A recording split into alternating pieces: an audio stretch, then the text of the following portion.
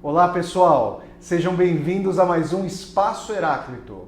Meu nome é Flávio Ricardo Vassoler e, como vocês já sabem, o nosso Espaço Heráclito sempre tem início com a indicação de obras para formar o corpo de leitura, um corpo de investigação dos telespectadores e deste apresentador, escritor que está aqui com vocês no Espaço Heráclito. Antes de eu apresentar uma obra bem interessante para vocês no programa de hoje, eu quero relembrar que todos os programas do Espaço Heráclito estão disponíveis em dois canais da internet. O primeiro canal, que é o canal ligado à TV Geração Z, a TV Geração Z, pela qual vem à tona o Espaço Heráclito, é vinculada à TV UOL. Então, se vocês acessarem a TV UOL, vocês conseguirão assistir aos programas prévios aqui do Espaço Heráclito. E um outro canal que dispõe os programas, os nossos debates aqui do Espaço Heráclito, é o YouTube. Então, se vocês entrarem ali no site do YouTube e colocarem Espaço Heráclito, vocês terão acesso a todos os debates que ocorreram até agora. Tá bom, gente? E hoje eu gostaria de apresentar para vocês aqui uma obra belíssima, e belíssima não só no sentido do conteúdo, mas na sua apresentação gráfica. Eu estou aqui com o Outono da Idade Média, obra que foi escrita pelo historiador holandês Johan Huizinga. Tá, pessoal? Essa obra foi publicada aqui no Brasil pela Kozak Naif. E, gente, eu faço força para levantá-la e mostrar aqui para vocês, porque é uma obra de peso, literalmente. E sobre o que o Huizinga está discorrendo? O nome já é extremamente poético, e poética é a constituição do livro. Huizinga, além de ser um historiador extremamente rigoroso da Constituição da Idade Média, é um belíssimo escritor. Ele consegue fazer historiografia de forma poética, de maneira a captar os vários sentidos e símbolos da época. O Huizinga aqui, como o nome já sugere, o Outono da Idade Média, ele vem mostrando a desagregação do período. Então a gente está falando aqui da Baixa Idade Média, já no período que vai mostrando o colapso das instituições feudais e das suas formas de relação interpessoal e social. Mas vejam, quando a gente fala em outono, para nós aqui no Brasil não faz muito sentido. As nossas estações são muito pouco diferenciadas, apesar de elas se confundirem de modo que nós tenhamos dias frios no verão e dias quentes no inverno. Mas de qualquer maneira, para a Europa, as estações do ano fazem todo sentido. E falar em outono ali para o continente europeu é pensar naquela folha outonal, a iminência de se esgarçar com o toque, ou quando nós pisamos sobre ela, aquela folha amarelecida. E o Huizinga aqui nesse livro, pessoal, que, como eu disse, tem uma escrita muito bela, ele vai tentar investigar qual era o ethos, ou seja, qual era o conjunto de valores e o conjunto identitário que marcava a Idade Média. É interessante que nós pensemos sobre isso, porque existe uma tendência reacionária, seja nos estudos acadêmicos, seja na concepção filosófica, de que haveria uma identidade, uma condição humana transtemporal, ahistórica. E justamente os estudos mais modernos, ali com tradição iluminista, vão mostrar que a identidade dos homens e das mulheres, a identidade social, vai sendo reconfigurada de acordo com a tradição de desenvolvimento social, de acordo com a forma pela qual a sociedade se estabelece. E o Huizinga vai tentar mostrar, obviamente para os leitores modernos, esse livro aqui data do princípio do século XX, como era a constituição da mentalidade medieval, como eram os costumes, como se dava a estruturação social. É bom lembrar que a Idade Média, calcada sobre a tradição feudal, era uma sociedade radicalmente diversa da nossa, que é fundada sobre o dinamismo e o ímpeto de mudança. Muitas vezes nós sabemos que essa mudança é para que as coisas permaneçam tais como elas estão. Mas, de qualquer maneira, quando nós falamos de Idade Média, a gente pensa não em uma sociedade de ascensão social e dinamismo, mas sim uma sociedade estamental, uma sociedade com marcações de pertencimento social, muitas vezes hereditárias, de acordo com o nascimento em uma determinada casta, e uma sociedade muito menos dinâmica, muito menos monetarizada, uma sociedade fundada basicamente sobre o cristianismo, ou seja, sob a égide da Igreja Católica. Então todos esses pontos vão ser investigados pelo Reutzinger para que nós consigamos remontar esse período.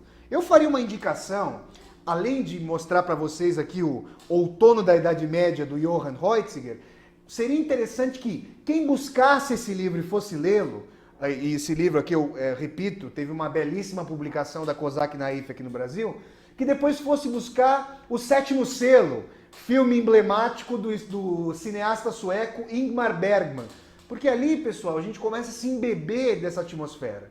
É interessante porque nos estudos históricos, algo que se evita sobremaneira é a incorrência em anacronismo, ou seja, a projeção de um ethos e de um sentido modernos ou de uma outra época para um outro contexto histórico. Então o Reutzinger, com farta documentação, procurou reconstruir a Idade Média para que nós pudéssemos ver as raízes de onde surgiu a modernidade e também a forma pela qual a modernidade se constituiu como ruptura com os valores medievais. É claro que muitas vezes os estudiosos vão acentuar essa ruptura, dizendo que o Renascimento é uma completa degenerescência, um completo desvio em relação ao que se estabelecia na Idade Média. Só que esses tipos ideais, ou seja, esses tipos estanques, sem comunicação, não existem historicamente. Muitas vezes o que nós chamamos de Idade Média, ou no caso do Reutzinger, o outono da Idade Média, já é o esgarçamento de uma forma de construção social diversa da forma moderna, mas que já prenuncia, já traz à tona germes de formas de relação social que viriam à tona só com a modernidade. Então o Reutzinger vai mostrar a desagregação da Idade Média e vai mostrar também como essa desagregação já apontava para formas de desenvolvimento social mais dinâmicas e mais pautadas na monetarização e na expansão das relações sociais. Eu, como sempre aqui, vou ler para vocês, antes de entrar no debate de hoje, que vai ser certamente bastante interessante, quero ler para vocês alguns trechos aqui do Outono da Idade Média, do Johann Reutzinger, para procurar estimulá-los a buscar essa obra. Vamos lá, pessoal. Então, abro aspas aqui para o historiador holandês Johann Reutzinger. Assim como o contraste entre o verão e o inverno era mais severo do que para nós, também o era o contraste entre a luz e a escuridão, o silêncio e o ruído. A cidade moderna praticamente desconhece a escuridão e o silêncio profundos, assim como o efeito de um lume solitário ou de uma voz distante. Por aqui vocês veem que o Reutzinger tem uma sensibilidade poética extremamente aguçada para captar numa simbologia as marcas de distinção histórica. Nós aqui, por exemplo, de São Paulo, e boa parte dos telespectadores do Espaço Heráclito que devem viver em cidades grandes, nós desconhecemos o que seja o ruído, o que seja o silêncio prolongado. A não ser nas madrugadas. E aqui em São Paulo, mesmo as madrugadas não são, digamos, silenciosas. Elas são sempre insones. Essa marca do provincianismo, do silêncio, fazia com que as pessoas tivessem uma outra vivência do metabolismo social. E o Reutzinger continua aqui. Havia um único e inconfundível som que vencia sempre o clamor da vida agitada e que, por mais difuso que soasse, por um momento elevava tudo a uma esfera de ordem, o dobrar dos sinos. Na vida cotidiana, os sinos eram como espíritos protetores, cujas vozes familiares ora anunciavam o luto, a alegria, a paz ou a desordem, ora conclamavam, ora advertiam. Existem estudos interessantíssimos sobre a Idade Média. Um historiador medieval chamado Lucien Febvre, historiador francês, chegou a propor a seguinte chave de pensamento. Como é que o ateísmo poderia ser configurado em meio à Idade Média se todos e cada um dos ritos cotidianos das pessoas eram mediados por marcos religiosos? O sino não era simplesmente algo, uma marcação de horário. Aqui, os moradores do Tatuapé sabem que a igreja ali do Tatuapé anuncia a passagem das horas. O sino era a marcação de um encontro, era a marcação da hora do almoço, do jantar, de uma série de ritos. Quem eventualmente for católico sabe a questão de fazer o pelo sinal diante da igreja, tudo isso era mediado. Então a configuração de uma vida para além, uma vida fora da esfera propriamente religiosa, não havia na Idade Média. E o Reutzinger vai mostrar como é que essa esfera vai sendo estilhaçada com cada vez mais o antropomorfismo do Renascimento. E eu quero ler antes de começar o nosso debate, um último trecho muito bonito aqui, para nós continuarmos a entender o que seria esse ethos, esse conjunto de valores da Idade Média. Abro aspas novamente. Uma tensão entre dois polos espirituais que é quase inconcebível para o espírito moderno, na Idade Média. Isso é possível para eles, os medievais, pois existe um dualismo absoluto entre o mundo pecador e o reino de Deus.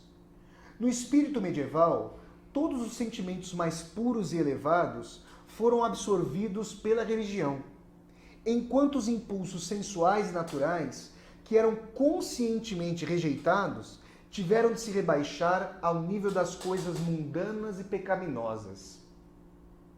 Na consciência medieval, formam-se, lado a lado, duas concepções de vida. A visão direta, ascética, que se apropria de todas as concepções éticas, e a mentalidade mundana, completamente deixada ao diabo, que se vinga terrivelmente. Se uma das duas predomina completamente, então surge, de um lado, o santo e de outro, o pecador irrefreado. Mas, em geral, ela se mantém num equilíbrio instável, com enormes variações da balança. Vêem-se pessoas apaixonadas, cujos pecados em flor, por vezes fazem a sua devoção transbordante explodir ainda mais violentamente. Isso aqui é interessante, pessoal, porque obviamente que o Reutzinger vai mostrar que a vida, a dinâmica concreta da vida é muito mais complexa do que uma série de tipologias ou normatividades que a igreja pudesse coagir as pessoas a viver. De qualquer maneira, esses marcos da vida balizavam a identidade das pessoas e faziam ou com que elas transbordassem em transgressão, como a figura do diabo, ou que aceitassem a vivência mais ascética, sob a batina do santo. Então, pessoal, eu volto a indicar aqui para vocês, deixo essa indicação de um livro que me foi muito importante. Eu gosto muito de história, aliás, a minha forma de ver o mundo é sempre em diálogo com a movimentação histórica, então fica essa indicação aqui do Outono da Idade Média, do historiador holandês Johan Reutzinger. Muito bem, pessoal. E aí, nós falamos aqui de santidade, falamos do diabo, e o tema do programa de hoje vai, de certa maneira, mesclar essas duas tensões, esses dois polos, para trazer aqui um escritor e pensador. O convidado de hoje vai falar sobre essa possível dicotomia ou não dicotomia na obra do grande Marquês de Sade. Nós vamos fazer um debate aqui sobre o Marquês, e eu estou aqui hoje com ele, que é doutorando em filosofia pela USP, o Fabiano Viano. Tudo bom, Fabiano? Tudo bem, obrigado pelo convite. Ô, Fabiano, eu que agradeço aqui você estar aqui. Fabiano, os telespectadores do Espaço Heráclito que tem aqui, conhecem a obra do Marquês de Sade, pediriam a você, assim como esse apresentador, que você fizesse para nós uma contextualização histórica. Qual o período do Marquês? Em que disputas ele esteve envolvido? Ele teve uma vida muito livre, não? Fala pra gente sobre isso, Fabiano. O Marquês de Sade nasceu em 1740, né? Viveu 74 anos, viveu bastante. Morreu em 1814, sendo que 27 anos de vida ele passou preso, né? Nossa. Encarcerado em muitas prisões francesas, mas sobretudo, né, na fortaleza de Vincennes. Foi um dos hóspedes da Bastilha, né? E depois foi para Charenton, né? Um sanatório, né? Onde ele produziu muitas obras também no final da vida. Isso é interessante, pessoal, porque o Marquês, ele teve disposição, na verdade, tiveram disposições contra ele, né? Tanto o antigo regime, quanto depois os revolucionários franceses. Como é que você explicaria, o que você teria a dizer, Fabiano, sobre essa indisposição que os diferentes regimes de matizes completamente diversos tiveram contra o Marquês? É uma questão bastante controversa, né, na obra do Sade, mas talvez nesse primeiro período de prisão anterior à Bastilha, talvez Sade foi aquele pensador, aquele escritor que revelou as sombras, a escuridão do ambiente da alcova próprio aos costumes degenerados da aristocracia francesa. E no período posterior, né, depois da Revolução Francesa, ocorrido, né, passado o período do terror, Sade ele também teve uma posição bastante ambígua. Ao mesmo tempo que ele contribuiu para a Revolução, de certo modo, ele teve cargos, né, junto ao Diretório, junto à Assembleia Nacional Revolucionária. Em certo ponto ele foi considerado como moderado pela Revolução. Moderado? Exatamente. Como é que foi esse sentido, Fabiano? Sade, que foi tão perseguido em vida, nessa fase, depois dos seus 60 anos de idade, ele foi considerado como talvez um aristocrata ainda, como alguém que ainda apoiava certos dogmas, né, do período anterior, né, à Revolução Francesa. Por exemplo, Fabiano? Talvez os costumes, né? Ainda ficou aquela imagem do Sade, de um homem degenerado, de um homem que talvez não levou às últimas consequências os ideais da República, né? Promovidos pela Revolução Francesa. Então, Sade ele tem essa ambiguidade, né, constitutiva. Olha, essa questão que você está trazendo me traz aqui o movimento de uma contradição, porque as obras do Sade são extremamente escatológicas, e aí, pessoal, eu uso o termo escatológico aqui, eu estava falando da Idade Média, em dois sentidos. Primeiro, no sentido escatológico, que ele levou, sim, às últimas consequências uma série de costumes, notadamente os costumes sexuais ali, e segundo, que a escatologia do Sade era visceral no sentido de utilizar coprofagia, ações sexuais nojentas, digamos assim, viscerais. Como foi interpretado? Como é que ele seria enquadrado nessa chave de não republicano ou não revolucionário? Então, né, a questão, nós percebemos que mesmo no período da República, justamente, né, isso que você levanta, né, esse caráter mais escatológico da obra do Sade, ela continua sendo vista como algo interdito. Então, é uma contradição fundamental na obra do Sade, né? A questão da proibição. Esse autor, isso depende muito como nós vamos abordar a obra do Sade, né? Que estratégia vamos adotar diante dessa obra? Talvez essas imagens todas de cunho escatológico apontem para uma liberdade da imaginação que nem mesmo a República, nem mesmo os revolucionários queiram assumi-la, querem tomá-la para si. Talvez isso aponte para algumas questões, como o filósofo alemão Theodor Adorno, né, um dos principais representantes da Escola de Frankfurt, que é a questão do mal que aparece em Sade, né, como ele leva às últimas consequências a questão da crueldade. Então a escatologia, as perversões que são demonstradas em obras como 120 Dias de Sodoma, apontariam para um sujeito, para um indivíduo que se constitui a partir da destruição do outro. Então essa é uma questão chave na obra do Sade, né? Eu faço só um breve. Se eu não me engano, 120 Dias de Sodoma, ele foi adaptado pelo Pasolini para o cinema, é isso? Exatamente. Você gosta dessa adaptação, Fabiano? O que você poderia falar brevemente para nós de um paralelo? Bom, a adaptação, ela caminha pela mesma trilha que o filósofo de Frankfurt abriu, né, o Adorno abriu, que é a questão de representar as perversões, o quadro de perversão dos 120 Dias, como a origem de um certo mal da modernidade, né? Uma representação da racionalidade aplicada, né, para a destruição do outro.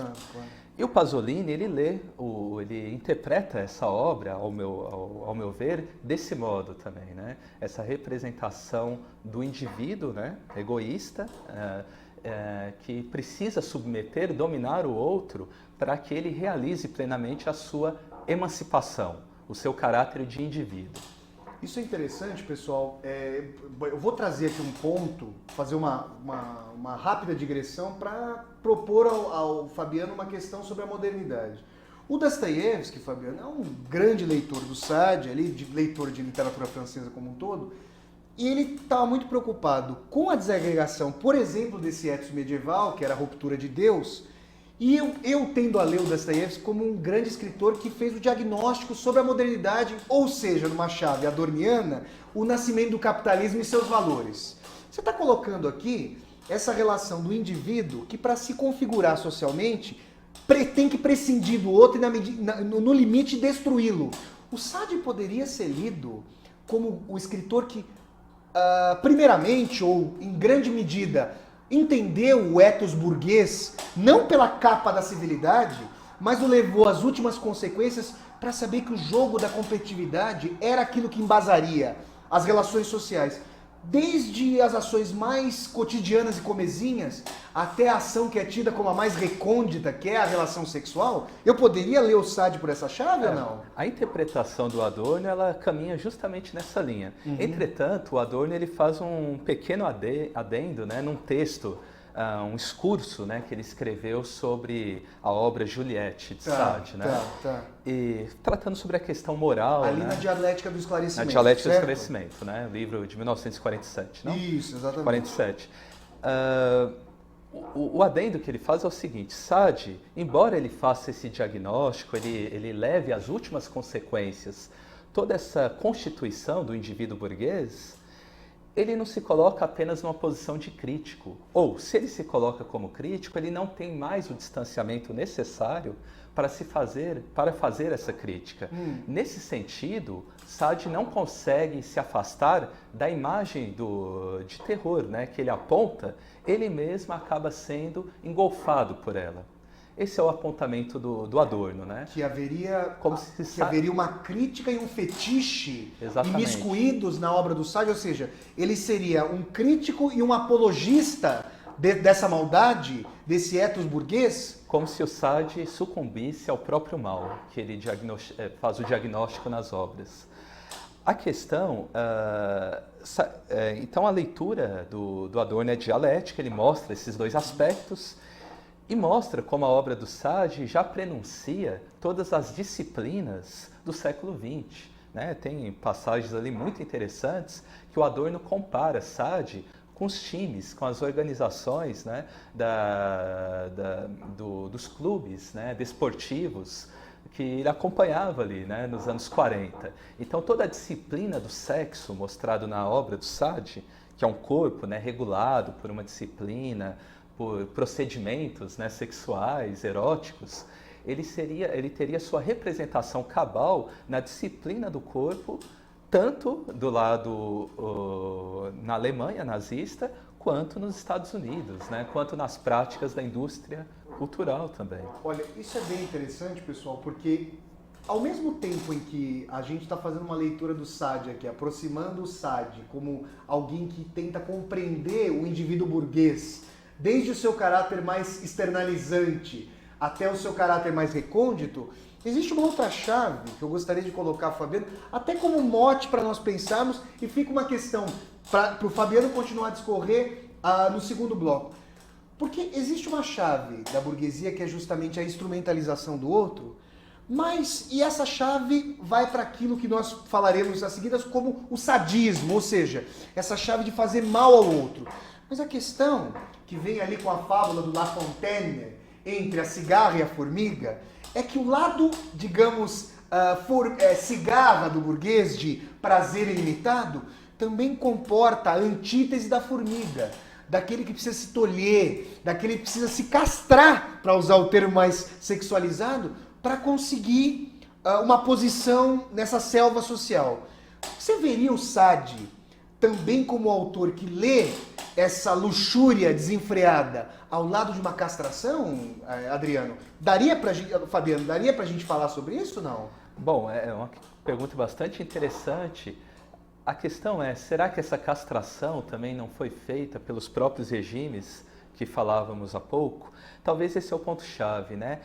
Compreender a obra do Sade pressupõe uma certa ambiguidade, uma certa contradição, que é pensá-lo. Será que Adorno, ele representando Sade como um filósofo das luzes, deu conta, né, de tudo o que ali se apresentava? Ele acerta em muitos pontos, sem dúvida, mas talvez, se essa é uma inquietação de de muitos teóricos da literatura, né? Agora, enfim, já há bastante tempo, mas eu poderia citar especialistas como a Eliane Robert Moraes, né? Professora de teoria literária na literatura brasileira na USP, Michel Bellon, que é um historiador, um importante pesquisador da obra de Sade.